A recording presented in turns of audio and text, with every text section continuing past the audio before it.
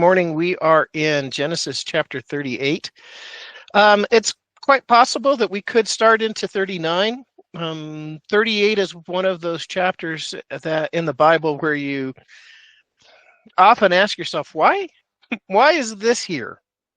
Well, we're going to talk about that. Hopefully you can answer that question of why that's there. Why did Moses think it was important for him to tell us about the events laid out in chapter 38. 39, we're back to the story of Joseph, and that's a whole lot more uplifting chapter. We are actually in the last section, the final section of the book of Genesis. Now, like I said, today we're in 38. Possibly we'll cruise into 39. We are actually at the tail end of Genesis. It won't take us very long to actually get through the book of Genesis. Now, when I say that, right, we've got another 12 chapters, so it's going to be a while. But, we started this a while ago, and actually, what was my calculation, 26 weeks ago, 27 weeks ago? We're definitely in the final section of the book of Genesis, and today's chapter 38 is a departure from where we started last week. We were introduced to Joseph. We'll continue the story of Joseph in 39, but he is the final character that the book focuses on, the story of Joseph, which gets to part of the reason why there's a chapter 38. So if you'll turn with me to Genesis chapter 38, let's go ahead and do our read through. Genesis 38, verse 1. At that time, Judah left his brothers and went down to stay with a man of Adullam named Hira. There, Judah met the daughter of a Canaanite man named Shua. He married her and made love to her. She became pregnant and gave birth to a son, whose name was Er. She conceived again and gave birth to a son and named him Onan. She gave birth to still another son and named him Shelah. It was at Kezib that she gave birth to him. Judah got a wife for Er, his firstborn, and her name was Tamar. But Er, Judah's firstborn, was wicked in the sight of the Lord, so the Lord put him to death. Then Judah said to Onan, sleep with your brother's wife, and fulfill your duty to her as a brother-in-law to raise up offspring for your brother. But Onan knew that the child would not be his. So whenever he slept with his brother's wife, he spilled his semen on the ground to keep from providing offspring for his brother. What he did was wicked in the sight of the Lord, so the Lord put him to death also. Judah then said to his daughter-in-law Tamar, live as a widow in your father's household until my son Shelah grows up, for he thought he may die too, just like his brothers. So Tamar went to live in her father's household. After a long time, Judah's wife, the daughter of Shua, died. When Judah had recovered from his grief, he went up to Timnah to the men who were shearing his sheep, and his friend Hira the Adullamite went with him. When Tamar was told, your father-in-law is on the way to Timnah to shear his sheep, she took off her widow's clothes, covered herself with a veil to disguise herself, and sat down at the entrance of Onan, which is on the road to Timnah. For she saw that though Shelah had grown up, she had not been given to him as a wife. When Judah saw her, he thought she was a prostitute, for she had covered her face. Not realizing that she was his daughter-in-law, he went over by the roadside and said, come on, let me sleep with you. And what will you give me to sleep with you? She asked. I'll send you a young goat from my flock, he said. Will you give me something as a pledge until you send it? She asked. He said, what pledge should I give? Your seal and its cord and the staff in your hand. She answered. So he gave them to her and slept with her, and she became pregnant by him. After she left, she took off the veil and put on her widow's clothes again. Meanwhile, Judah sent the young goat by his friend the Adulamite in order to get his pledge back from the woman, but he did not find her. He asked the men who lived there, "Where is the shrine prostitute who was beside the road at Enam?" There wasn't any shrine prostitute there or here, they said. So he went back to Judah and said, "I can't find her. Besides, the men who live there said there hasn't been any shrine prostitute here."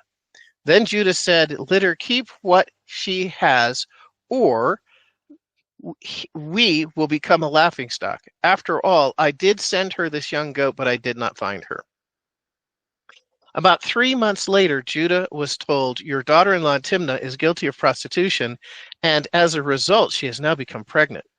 Judah said, "Bring her out and have her burned to death."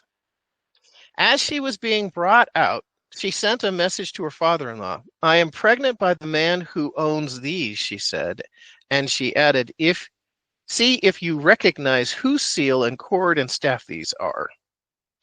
Judah recognized them and said, "She is more righteous than I, since I wouldn't give her to my son Shelah." And he did not sleep with her again.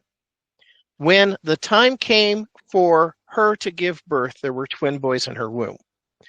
As she was giving birth, one of them put his hand out, so the midwife took a scarlet thread and tied it on his wrist and said, "This one came out first." But when he drew back his hand, his brother came out, and she said, "So this is how you have broken out." And he was named Perez. Then his brother, who had the scarlet thread on his wrist, came out, and he was named Zerah. That's chapter 38. Like I said, a clear departure from the previous chapter where we were introduced to Jacob's second youngest son, Joseph. And then in 39, we'll continue with the story of Joseph. And so one might reasonably think, why is this chapter here? There's a few reasons why this chapter is here. Turn with me. We want to go to Matthew chapter 1. All right, so if you'll recall, the book of Matthew begins with the genealogy of Jesus, and that's what we're going to read here. And you might recognize some names. This is the genealogy of Jesus the Messiah, the son of David, the son of Abraham. Abraham was the father of Isaac, Isaac the father of Jacob, Jacob the father of Judah and his brothers. Judah was the father of Perez and Zerah, whose mother was Tamar.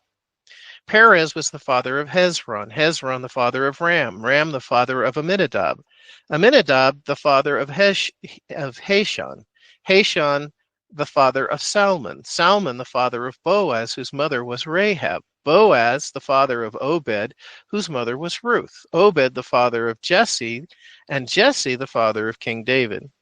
David was the father of Solomon, whose mother was Uriah's wife, Solomon the father of Rehoboam, Rehoboam the father of Abijah, Abijah the father of Asa, Asa the father of Jehoshaphat, Jehoshaphat the father of Joram, Joram the father of Uzziah, Uzziah the father of Jotham, Jotham the father of Ahaz, Ahaz the father of Hezekiah, Hezekiah the father of Manasseh, Manasseh the father of Amon, Amon the father of Josiah, Josiah the father of Jeconiah, and his brother at the time to the exile to Babylon.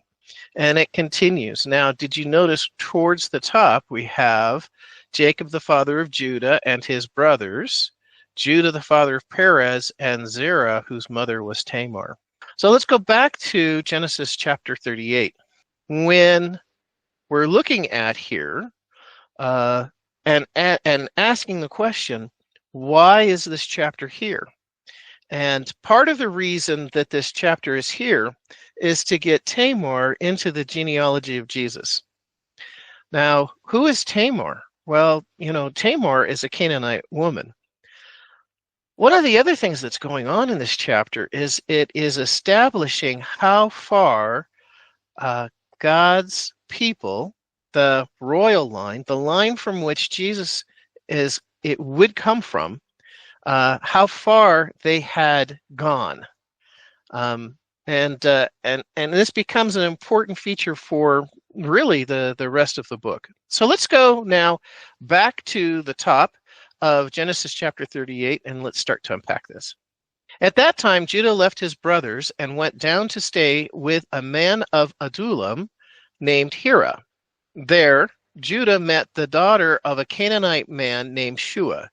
He married her, and he made love to her, and she became pregnant and gave birth to a son who was named Er. She conceived again and gave birth to a son and named him Onan. She gave birth to still another son and named him Shelah. It was at Kezib that she gave birth to him. So what this is establishing is Judah, right? So Judah is the father of the tribe of the lineage that Jesus comes from. He is part of what becomes the royal line of Israel. And yet, he does exactly what they were not supposed to do. They were not supposed to intermarry with the Canaanites. And he does exactly that. And he has children by his Canaanite wife. Verse 6, Judah got a wife for Er, his firstborn, and her name was Tamar. And this is where Tamar enters into the picture. Now, Judah, as was the custom, the father would actually secure a wife or make an agreement with a woman's father or girl's father to arrange a marriage. Judah did that for his firstborn son, Er, which is interesting that his name is Er because it sounds like he made an heir. And he did. But he actually makes an arrangement for his son to marry another Canaanite woman, not of Abraham's descent. So he's continuing this pattern that he starts. He wasn't the first, obviously. Esau didn't marry into the family line, but Judah here, specifically, and he secures a wife for his firstborn son, and her name was Tamar. Tamar then, like we saw, appears in the genealogy of Jesus. But Er, Judah's firstborn, was wicked in the sight of the Lord, so the Lord put him to death. You got to be pretty wicked for the Lord to take you out. But that's what the Lord did with Er, leaving Tamar as a widow. This chapter, to me, is interesting because there's a lot of cultural influence, a lot of cultural information. And, I like the social, cultural content that's in the Bible. Maybe another way to say that is that we get glimpses into what it was like back then. So we actually, in this chapter, we see a few customs. One of the customs is that if a man and woman were married and the man should die, and the next brother in line was unmarried, then he was to marry his brother's wife, his brother's widow, to continue the family line. You'll remember that one of the tests that the Pharisees gave to Jesus was, this convoluted story of, the next brother marries or marries the widow, and then the next brother marries the widow, and then the next brother marries the widow, and when they all die, who are they married to in heaven? And Jesus' reply, of course, is men and women are not given in marriage in heaven. They're referring to this custom here of the next unmarried brother in line marrying the brother's widow to be able to continue the family line. So Tamar becomes this widow. Verse 7, but Er, Judah's firstborn, was wicked in the sight of the Lord, so the Lord put him to death. Then Judah said to Onan, so his father says to Onan, sleep with your brother's wife and fulfill your duty as a brother-in-law to raise up offspring to your brother.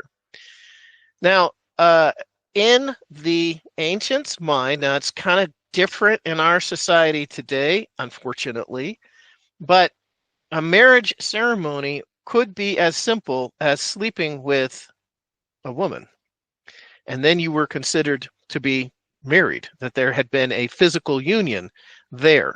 And so Judah is telling his next son, Onan, to sleep with your brother's wife and fulfill your duty to her as a brother-in-law to raise up offspring for your brother. But Onan knew that the child would not be his. So for Onan, it was a big deal that it was his child, but it would only be half his child because he didn't select Tamar as a bride. So it wouldn't be his bride of his choosing. So he knew that the child wouldn't be his. So whenever he slept with his brother's wife, he spilled his semen on the ground to keep from providing offspring for his brother. Because that's what this was about, was providing offspring for his brother, right? For the oldest brother, the first in line. And remember that in this day and age, in this culture, one of the worst things that you could do is be barren. And being barren was like being cursed from God. So Tamar had not had any children, and Onan wasn't about to give her any. That was wicked in the sight of the Lord. Verse 10, what he did was wicked in the Lord's sight, so he put him to death also. So now Judah's first son, is wicked. God takes his life. The next son, Onan, is wicked. God also takes his life. Verse 11.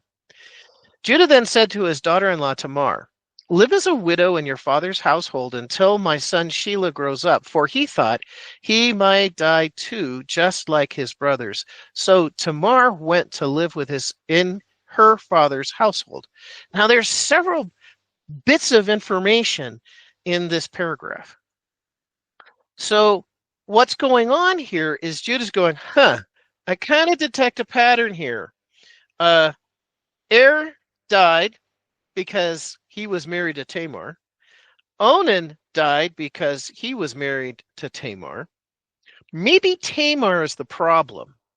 So I'm going to tell Tamar to go back and live with her father. To do so, he promises his youngest son, Shelah, who's not yet of marrying age. So he's telling Tamar, be patient, continue to live as a widow in your father's household, and when Shelah becomes old enough, I'll have him marry you too.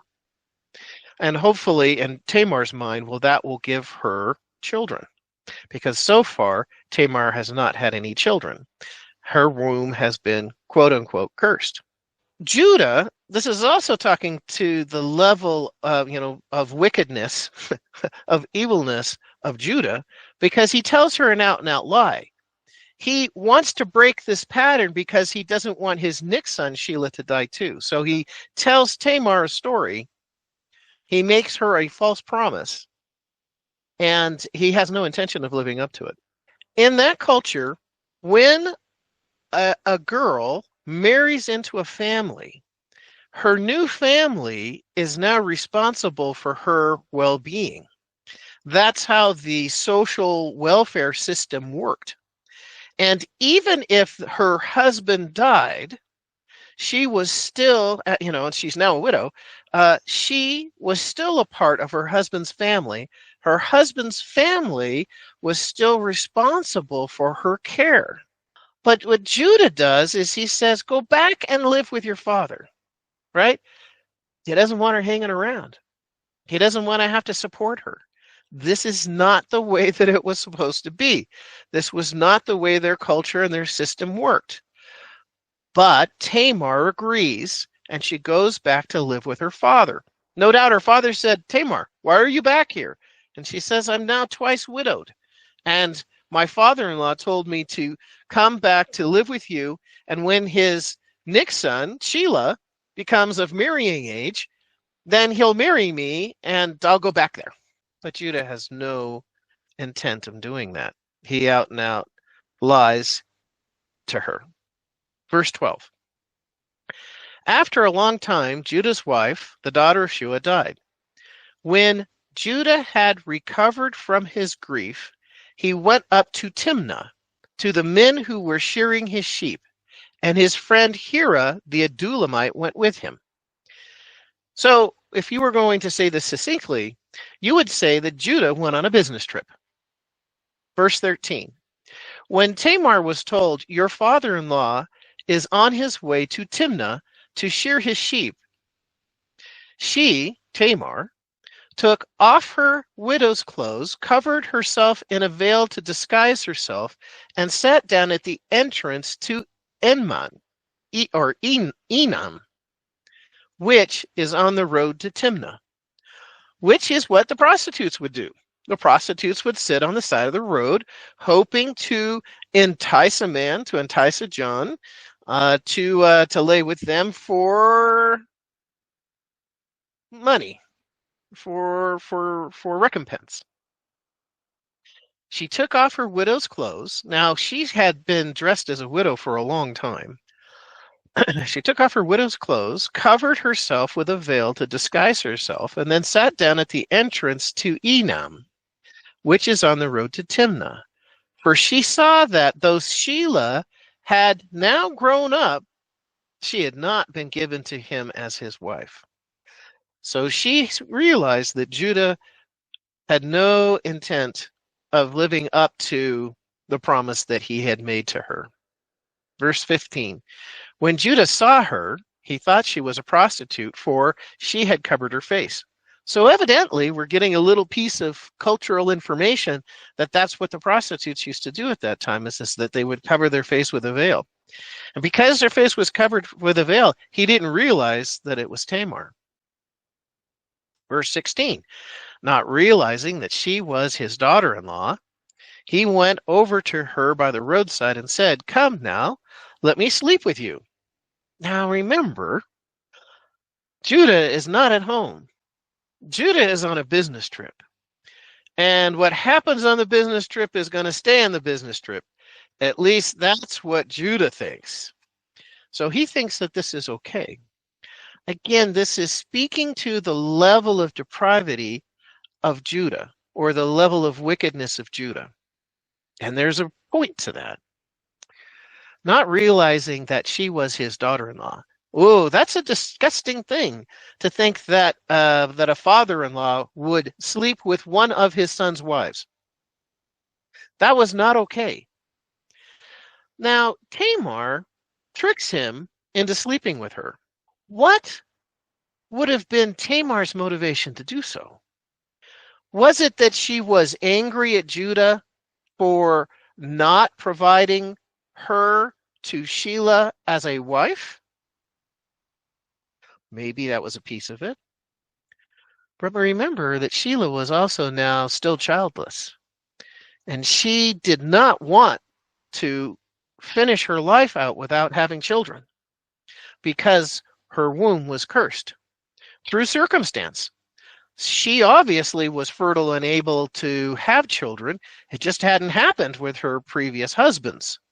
So now she takes matters in her own hands, and she was married into Judah's family. She wants her son to be in Judah's family, either by one of his sons, or now she's taking the situation in her own hands by Judah himself.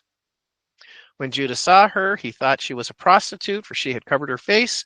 Not realizing that she was his daughter-in-law, he went over to her by the roadside and said, "Come now, let me sleep with you." "What will you give me to sleep with you?" she asked, because that's what a prostitute would do. "How are you going to pay me?" So now they go into a negotiation. Verse 17, "I will send a young goat from my flock," he said. "You will give me something as a will you give me something as a pledge until you send it?" she asked. So Tamar was a little cunning herself. She was wise enough to say, "Well, okay, you say that you're going to provide me a young goat from your flock, but you need to give me some sort of collateral I can hold on to until you do that." So a goat would have been of great value, and Judah was wealthy. He had lots of goats.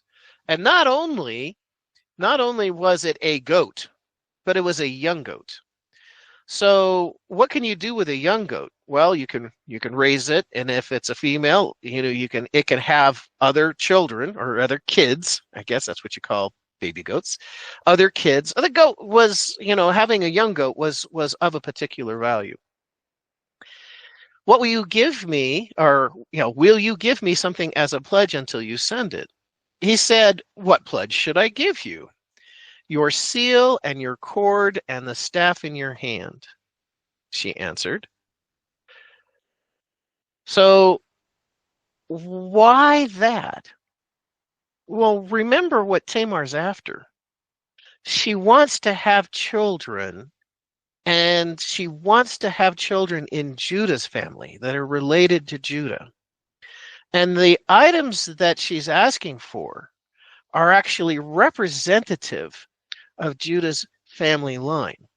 Your seal and its cord and the staff in your hand. Now, other translations of the Bible translate that cord there as bracelet. So the seal would have been a ring. The cord would have been a bracelet. And then the staff or cane would have been his walking stick. And all these things were unique to Judah. He agrees. Your seal and its cord and the staff in your hand, she answered. So he gave them to her, and he slept with her, and she became pregnant by him. So Tamar was successful. That's exactly what she was hoping to accomplish, was to become pregnant so that her son would continue to be in the line of Judah. And after she left, she took off the veil and put on her widow's clothes again, so that nobody would know. Nobody would know what Tamar had done, and certainly what Judah had done. Verse 20. Meanwhile, Judah sent the young goat by his friend the Adulamite in order to get his pledge back from the woman, but he did not find her. So I think this is interesting that Judah did not go to fulfill the transaction. He did not go himself, but he sent his friend the Adulamite, Hira, to go and find the prostitute and pay her with the young goat, and in the process get back his ring, his bracelet, and his staff. He didn't find her because she didn't exist. The prostitute herself didn't exist. There was never a prostitute there. It was Tamar. Verse 21. He asked the men who lived there, where is the shrine prostitute who was beside the road at Onan? What is this about, the shrine prostitute who was beside the road at Onan? So, Onan was on the way to Timnah. And like I said, the prostitutes would set themselves up on the side of the road, hoping to entice a man. The shrine prostitute, this is related to the idolatry at the time. And you've heard about temple virgins, and they were no virgins, right? The shrines had prostitutes, and that for some of the idol worship involved sexual ritual, and that's why there were shrine prostitutes. Again, this is talking about the level of depravity, the level of wickedness, and this would have been, what he's referring to, what Hira, the Adulamite, is referring to, is a product of idol worship in the Canaanite society. There hasn't been any shrine prostitute here, they said. So he went back to Judah and said, I didn't find her. Besides, the men who lived there said that there wasn't any shrine prostitute here. Then Judah said, let her keep what she has, or we will become a laughingstock. After all, I did send her this young goat, but you did not find her. So what he's talking about here is a couple of things. It's a little complex. So when Hira the Adulamite is asking around, where's the prostitute? Where's the prostitute that was by the side of the road? Where's the shrine prostitute? Right? It's alerting people that somebody's looking for a prostitute, or somebody knows a prostitute, or somebody wants a prostitute. So that's embarrassing. The other thing is that Judah needs to fulfill the transaction. And what he's saying is, I mean, he'd really like to get his personal property back. But what he's saying is, well, we tried. I tried. I gave you a young goat. You tried to find her. We at least did our best to try and find her. Let's let this thing drop, right? So don't keep asking around. Let's not try and keep looking for this prostitute. Let's just let this thing drop. We did our best. Gave you the goat. You went out there looking for her, couldn't find her. Let's just call this done. He wanted to move on. Verse 24. About 3 months later, Judah was told, your daughter-in-law Tamar is guilty of prostitution. And as a result, now she is pregnant. Notice what Judah does. Judah said, bring her out and have her burned to death. So what we're seeing here is that there was a double standard. Men could basically do what they wanted, but the women couldn't. And Judah is no more innocent in this situation as Tamar. Now, he doesn't know this yet, but she does. She does. And what do you do with an unfaithful widow? Well, you burn her. You kill her. You put her to death. What was the sentence for adultery in that culture? It was being stoned to death. Judah said, bring her out and have her burned to death. And it's actually ironic, right? It's a little bit of irony that's going on here because she's pregnant from Judah. Now, Judah doesn't know this just yet, but she's carrying his child. Verse 25. As she was being a message to her father-in-law. Now, this is a message, right? So it's being delivered by a messenger. I am pregnant by the man who owns these, she said, and added, if you recognize whose seal and cord and staff these are. So Tamar was actually wise in that circumstance because there is no way that Judah would have said that those articles, those items belonged to somebody else. They were his. He immediately recognized them. And he realized that there was only one person in the world that could possess those items, and that was what he thought was a prostitute, but it was actually Tamar.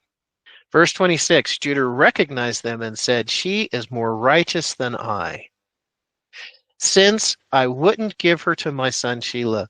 Now that's interesting. That's interesting because he immediately knows what's going on here. He immediately feels convicted about the situation.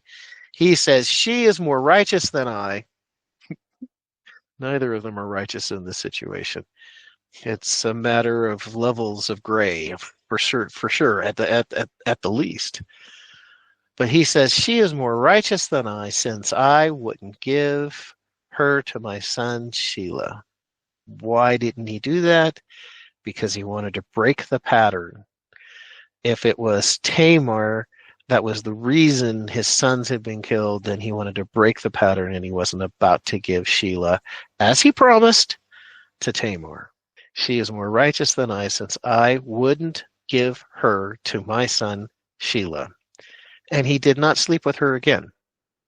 Why? Because he was her father-in-law, and that was considered disgusting.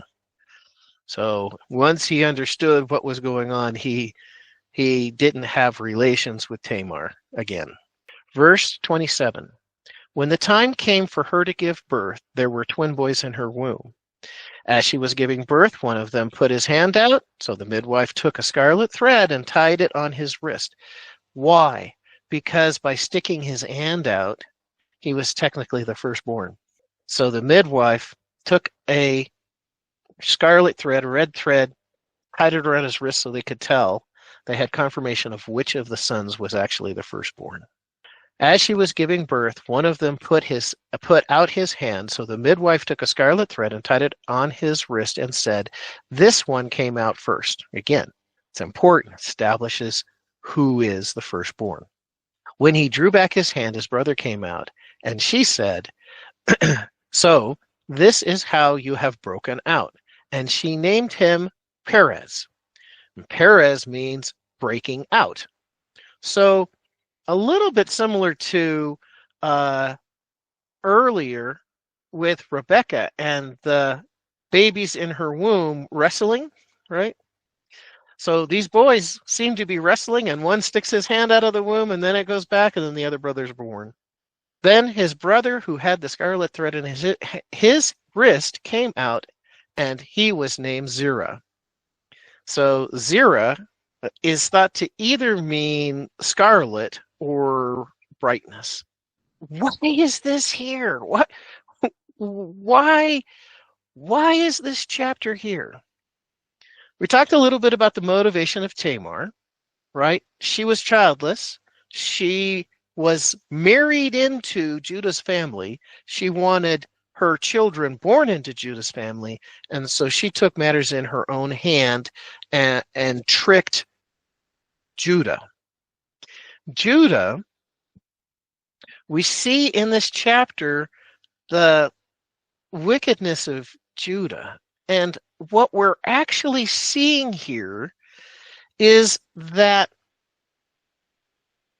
the offspring of Abraham, Isaac, and Jacob have become no different than the Canaanite people around them.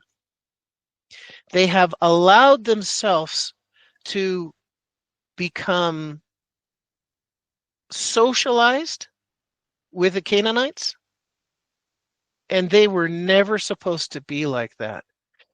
Abraham was a foreigner in a strange land. That's what God intended.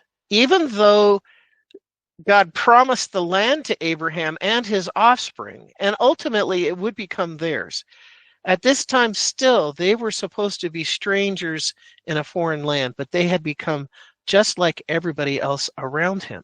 And what this chapter sets up, the reason that this chapter is here, is it sets up the reason that God has Jacob's family, through Joseph, moved to Egypt. It's for two reasons. We have the perspective of time. We can look back on the circumstances and realize what's going on. We can put it together. Two things. One is because God's people, God's royal line, God's chosen, had become just like the Canaanite people around them. God had to take them out of that circumstance, and he was going to be taking them to Egypt. How would he do that? He was going to do that through Joseph, which is who we're going to focus on in the next chapter, and starting in the next chapter again. The other reason is God knew that there was a famine coming. And so he was providing for, he was protecting that royal family line, the family line of Abraham, Isaac, and Jacob. So God knew that a future famine was coming, and he was providing for his people. God has always protected a remnant. And by that we mean this remnant here, this family line, this lineage. Because why? Because Messiah is going to be born from this family. And God was making provision for that family right then. Let's head over to Genesis chapter 39. Now Joseph had been taken down to Egypt. Potiphar, an Egyptian who was one of Pharaoh's officials, the captain of the guard, bought him from the Ishmaelites who had taken him there. The Lord was with Joseph so that he prospered, and he lived in the house of his Egyptian master. When his master saw that the Lord was with him, and that the Lord gave him success in everything he did, Joseph found favor in his eyes and became his attendant. Potiphar put him in charge of his household, and he entrusted to his care everything he owned. From the time he put him in charge of his household and of all that he owned, the Lord blessed the household of the Egyptian because of Joseph. The blessing of the Lord was on everything Potiphar had, both in the house and in the field. So Potiphar left everything he had in Joseph's care, and with Joseph in charge. He did not concern himself with anything except the food he ate. Now Joseph was well built and handsome, and after a while his master's wife took notice of Joseph and said, "Come to bed with me." But he refused. "With me in charge," he told her, "my master does not concern himself with anything in the house. Everything he owns, he has entrusted to my care. No one is greater in the house than I. My master has withheld nothing from me except you, because you are his wife. How then could I do such a wicked thing and sin against God?" And thought, and though she spoke to Joseph day after day, he refused to go to bed with her even be with her. One day he went into the house to attend to his duties, and none of the household servants was inside. She caught him by the cloak and said, "Come to bed with me." But he left his cloak in her hand and ran out of the house. When she saw that he had left his cloak in her hand and had run out of the house, she called her household servants. "Look," she said to them, "this Hebrew has been brought to us to make sport of us. He came in here to sleep with me, but I screamed. When he heard me scream for help, he left his cloak beside me and ran out of the house." She kept his cloak beside her until his master came home. Then she told him this story: "That Hebrew slave you brought us came to me to make sport of me. But as soon as I screamed for help, he left his cloak beside me and he ran out of the house." When his master heard the story of his wife told him, saying, "This is how your slave treated me," he burned with anger. Joseph's master took him and put him in prison, the place where the king's prisoners were confined. But while Joseph was there in prison, the Lord was with him. He showed him kindness and granted him favor in the eyes of the prison warden, so that the warden put him in charge of all those held in prison. And he was made responsible for all that was done there. The warden paid no attention to anything under Joseph's care, because the Lord was with Joseph and gave him success in whatever he did. And that is chapter 39. That is a much more uplifting chapter than 38 was. And we're now back into the story of young Joseph. Now remember that Joseph was 17 when his brothers threw him into the pit and then said, "Let's not kill him. Let's make some money off of this. Let's profit from this. Let's sell him to the Ishmaelite traders." The Ishmaelite traders then, their destination, their original plan was to take the commodities, the spices that they had, to take them to Egypt, to the marketplace, and now they had something else to sell. That was young Joseph. And under God's provision, right? Because nothing happens by accident. There are no accidents with God. Under God's provision, it's Potiphar who buys young Joseph. Good-looking, strapping young man, strong, bright, smart, good head on his shoulders. Potiphar thought that he had made a very wise purchase, and he brings him home. And he's so impressed by this young man that eventually, over time, he gives him control of his entire household. I think it's an interesting point when Joseph tells Potiphar's wife, it was never mentioned by name, by the way, Potiphar's wife, that his lord, lowercase l, Potiphar, has entrusted him with everything that he owns, everything except you. So kind of interesting. Another interesting thing about this is that I kind of identify with Joseph in several areas, in a few ways, I guess. And one of the interesting things about Joseph is that God is clearly blessing Joseph. God is clearly protecting Joseph. Joseph still experiences bad things, but God is always there protecting and providing for him. Joseph is the only patriarch that God doesn't appear to purposely. God appeared to Abraham, he personally appeared to Isaac, and he personally appeared to Jacob, but he never appears to Joseph. He speaks to Joseph, and it's obvious that God's hand is on Joseph, just like me and just like you. I'm pretty certain that God hasn't appeared to any of you guys personally.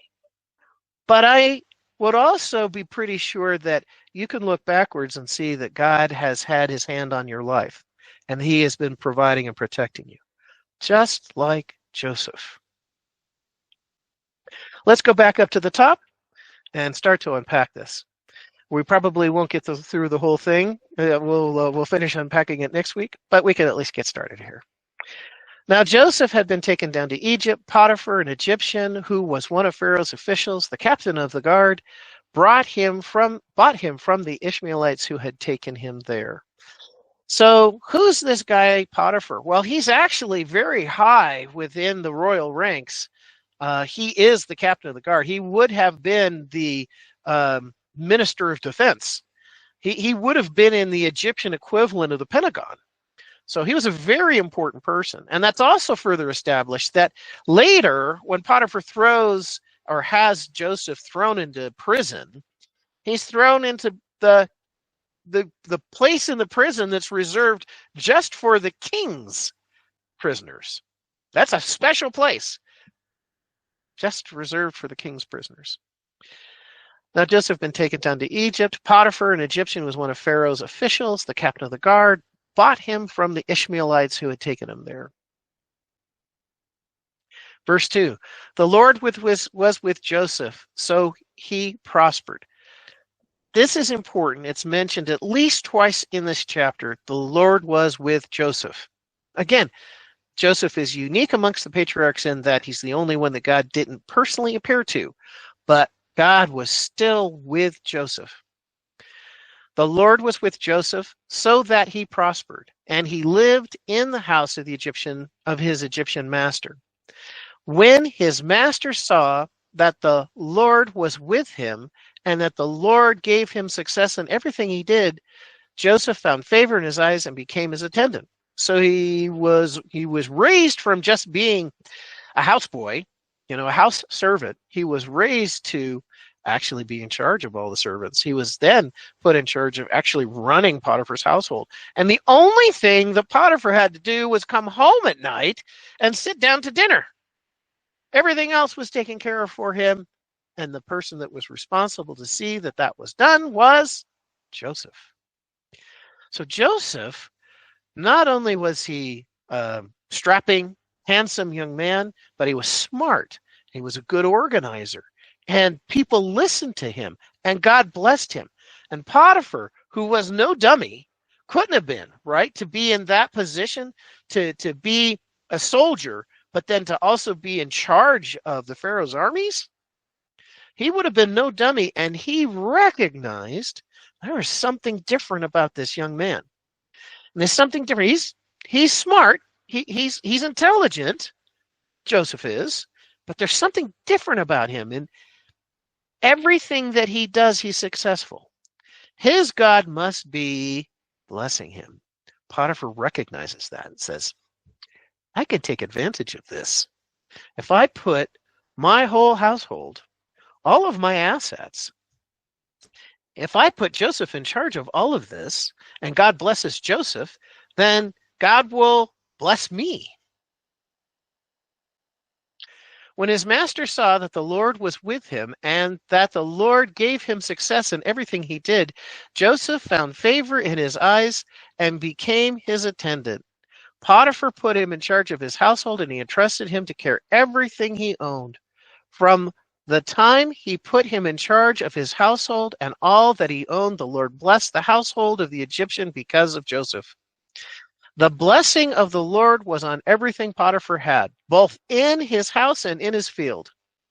So Potiphar left everything he had in Joseph's care. It was just a smart thing to do as far as Potiphar was concerned.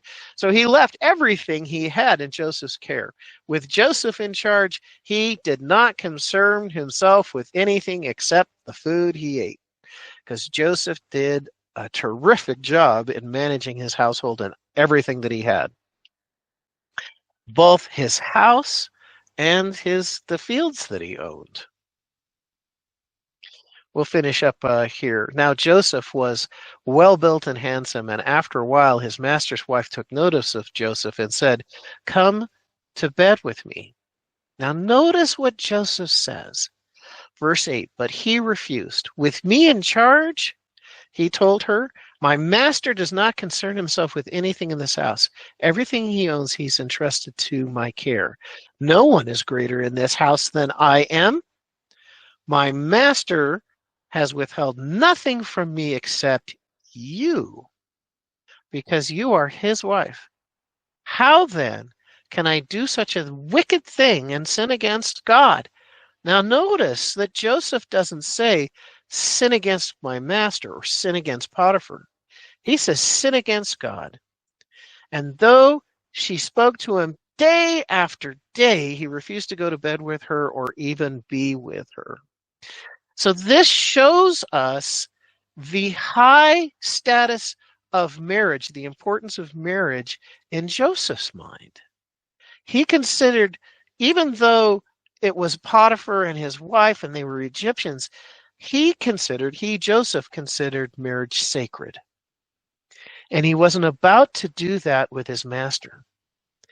Now, the chances are very good that Potiphar, being the minister of defense, the captain of the guard, in charge of Pharaoh's army, he was probably gone a lot. And notice that his wife didn't just ask Joseph to sleep with him once. She asked him to sleep with her day after day. Day after day, Joseph was tempted, but he didn't fall into temptation.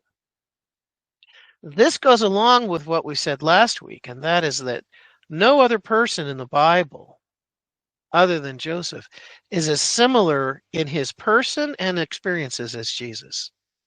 And though Jesus was born into the line of Judah, he was born into a wicked line, right? He was born into a sinful line. The line of Judah was not filled with perfect people. And yet Jesus was born without sin. And even though he experienced temptation many times, he did not give in to it. Even though Potiphar's wife asked young Joseph to sleep with her day after day, he didn't give in to it. All right, we'll put a pin in it for today, right here, and we'll pick up next week, starting at verse 11. Thoughts, comments before we close? Well, I guess the humanist or earthliness of the ancestors shows up. And at least Joseph seems to have some restraint. Right. And he's smart, and he's smart. Very smart. Right. He, as I think I said this in the past, as a profession, I'm a project manager. I'm a technical project manager. And Joseph is my mentor. Joseph is my example. And so and it is certainly the case that whatever Joseph put his hand to and his mind to, he was successful because the Lord was blessing him.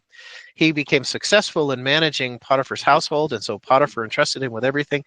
And it doesn't stop there, right? So from here, Joseph gets to go to prison. It's a terrible experience, not anything that any of us would want to have happen, but God used that experience, and God's hand is always on Joseph. All right, gentlemen. I look forward to speaking with you next week. Please have a good rest of your week and go with God. Thank you, Perry. Thank you, Perry. Happy 4th. Thank you, Perry. Happy 4th of July. Happy 4th.